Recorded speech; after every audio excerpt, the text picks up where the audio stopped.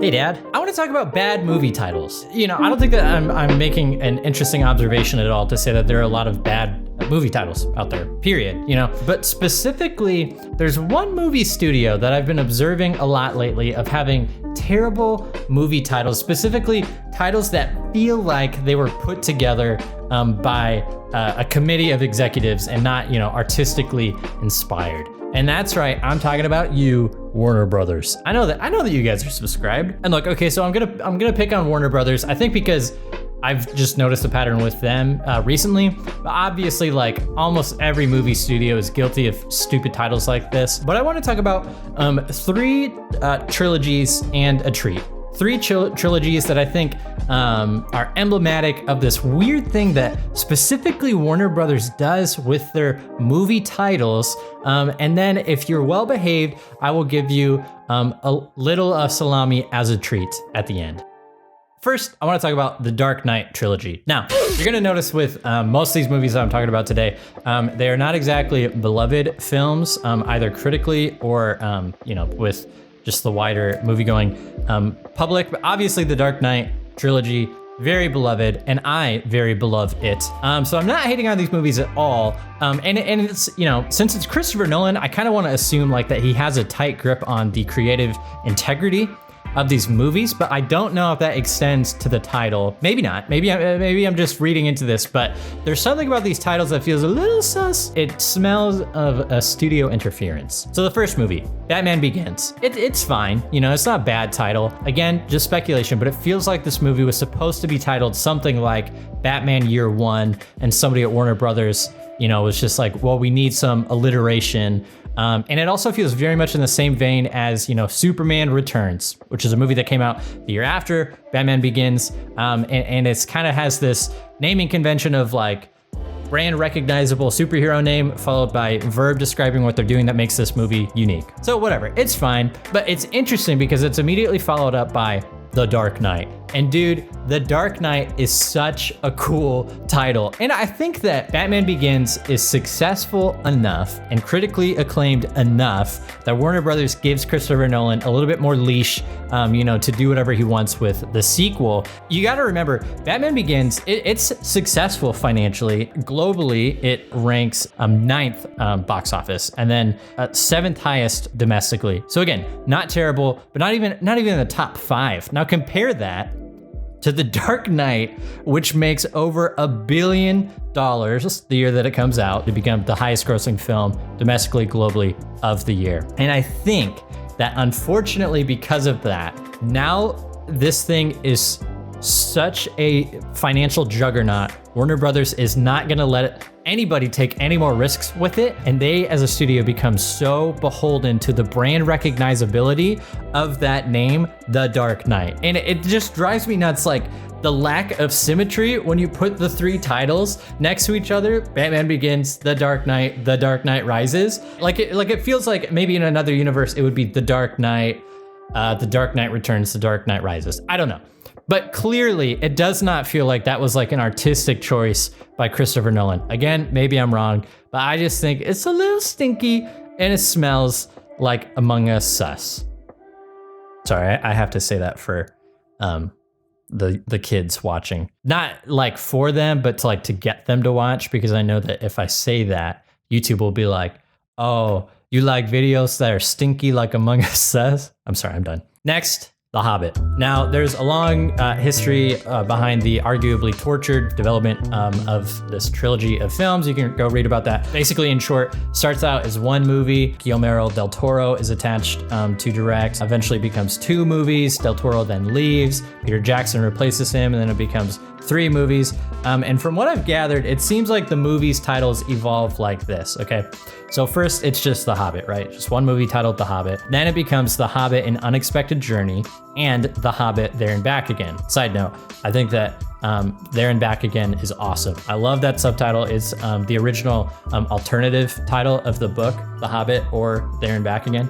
I think it's like perfectly quaint, if that makes sense. But anyway, so it's those two movies. Then it becomes The Hobbit, An Unexpected Journey, The Hobbit, The Desolation of Smaug, and The Hobbit There and Back Again. They kind of put that one in the middle. And then finally it changes one more time to The Hobbit, An Unexpected Journey, The Hobbit, The Desolation of Smaug, and The Hobbit, The Battle of the Five Armies. Now, I don't know how much this is director driven versus studio driven. And the Hobbit titles aren't egregious by any means, but they just feel tragically safe. And they feel like a compromise between, you know, kind of your more cliche movie title buzzwords and something more Tolkien-y sounding, right? Like, I appreciate that for the second movie, it's not The Wrath of Smaug or The Rise of Smaug, right? It's The Desolation of Smaug. Desolation being a word that actually appears in the Hobbit book several times, but even still, it just feels like it falls into just that stereotypical, you know, movie title, the thing of recognizable name. And I just think that that's unfortunate. Cool that they filmed a third one with a soap opera camera, though.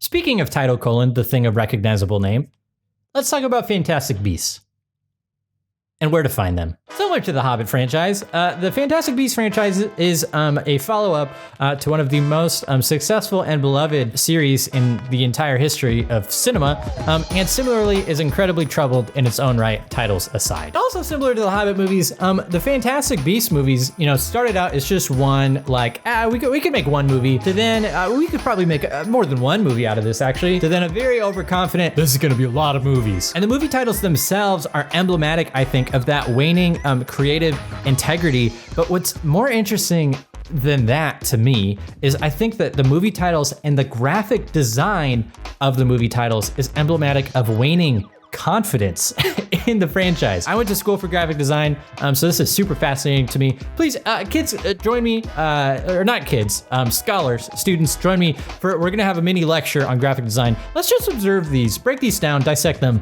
one by one. Okay, so this is really funny to me. Read it with me. Fantastic Beasts and where to find them.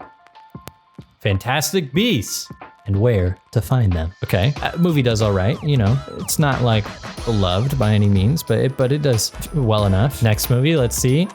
Seems a little less confident. Fantastic Beasts, getting a little bit small. Let's read it with me. Fantastic Beasts. The Crimes of Grindelwald. You know who Grindelwald is, right? Harry Potter fans? I don't know who that is, but maybe the Harry Potter fans do. Okay, movie does even worse. Let's just see. Next one's gonna be a hit for sure. Okay, so now as you can see, Fantastic Beasts is at about a 6-point font. Read it with me. Fantastic Beasts. The Secrets of Dumbledore. Don't worry about it. It's Fantastic Beasts. It's Fantastic Beasts. But Dumbledore, you like Dumbledore, right? Please? You'll watch this? You'll pay us money for that? You like Dumbledore, right? There's allegedly 2 more films planned for this Trilogy, but I'm starting to doubt that. Both that there was a plan at all, and, you know, with each film I see, I doubt that we're gonna make it to number 5, but I hope that we do. You know, partly for give the fans, you know, their 5 movies or whatever, but also just out of a morbid curiosity. I want to know what they would title those last 2 films, and how small the font gets on Fantastic Beasts. Okay, scholars, I knew that you would do good. You didn't even seem too distracted by the things going on in the background, so you've earned it. You can have one more movie title as a treat. For this last one, we're gonna talk about Batman v Superman: Dawn of Justice. Okay, so with this trilogy of films and the whole DCEU, there's obviously a lot at play here, what with the studio trying to rush a cinematic universe and studio interference, et cetera, blah, blah, blah. So the unfortunate titles are just sort of an after effect of that. But I do want to just focus on this one title, Batman v Superman: Dawn of Justice. So there's a lot happening here, right? You got your 2 heroes, Batman, Superman. Batman and Superman are in this movie. You like Batman and Superman, please come see this movie. Okay, then you got a cool buzzword, Dawn. Dawn is really big. Dawn of the Planet of the Apes. Dawn Dawn of the Bridge of Terabithia. Dawn's cool. And then we've got one good kind of brand word, Justice. Dawn of Justice, Justice League. You like Justice League. It's like the Avengers. Please come see this movie. You throw it in a blender, you get a very clunky, bad movie title. Now, at the time, this movie was famously going to go toe-to-toe, release on the same day as Captain America Civil War. I don't know how many of you remember this or knew this at all, so let me give you a little bit of a history lesson. June of 2013, just 6 years prior to the film's release, Disney announces that a Marvel something would be coming out on May 6, 2016. Then in January of 2014, Warner Brothers announces that it's moving its then untitled Batman Superman movie to the same date, going head to head with Disney. Disney does not move their movie though, and in April of 2014 reveals what exactly is coming out on that date, Captain America 3.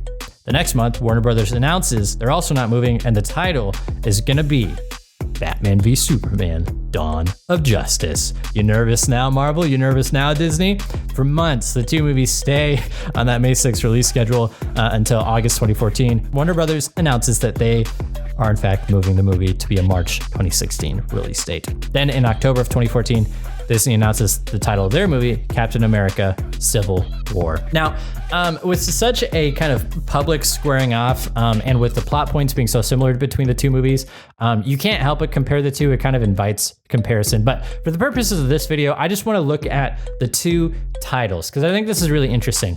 I really respect Marvel's confidence in their movies and in their brand to where they can let the movie title just be the thing, right? When an Ant-Man movie comes out, they don't feel the need to fill the title with a bunch of buzzwords to get you to see it. They just know that if they put their name, their studio name, before the hero's name, you will go see the movie. And they're generally right. Now, to be fair, this isn't always the case with Marvel. And ironically, I think Captain America's first movie is an example of sort of a lack of confidence where that less confident subtitle feels very much like it's propping up the movie to get you to go see it. Hey, Avenger, he's an Avenger. For the most part, I think that Marvel has a pretty good track record. And it's just interesting because I think a less confident studio would have named Captain America Civil War, I don't know, say for example, Iron Man v Captain America, Avenge the Fallen. Finally, lest you think I'm being a little bit over speculative, I want to read you a quote from the man, the myth, the legend, and his writing partner himself, Zack Snyder and Chris Terrio. This is a quote from Zack Snyder. He says, "I remember when there was a back and forth that I had with the studio. Batman v Superman Dawn of Justice was like the only title that Warner Brothers liked," Snyder recalled. "The whole V instead of versus, it was like this crazy negotiation. I was like, guys, can we just do like Son of Sun or Night of Night or something that's a little bit more poetic?" And they were like, absolutely not. I was like, is this a court case? At a Terrarium, for a while, we talked about actually titling Justice League subtitled to suggest that this movie was going to be the beginning of the Justice League. So there you go. That's what you get when you mess with heartbreak. You get Batman v Superman Dawn of Justice. So that's my rant. What do you think? Am I onto something? What do you think is the most egregious movie title? And what do you think the next two Fantastic Beasts films should be called? Comment below, and maybe I'll make a little video and reply to your comments. Thank you.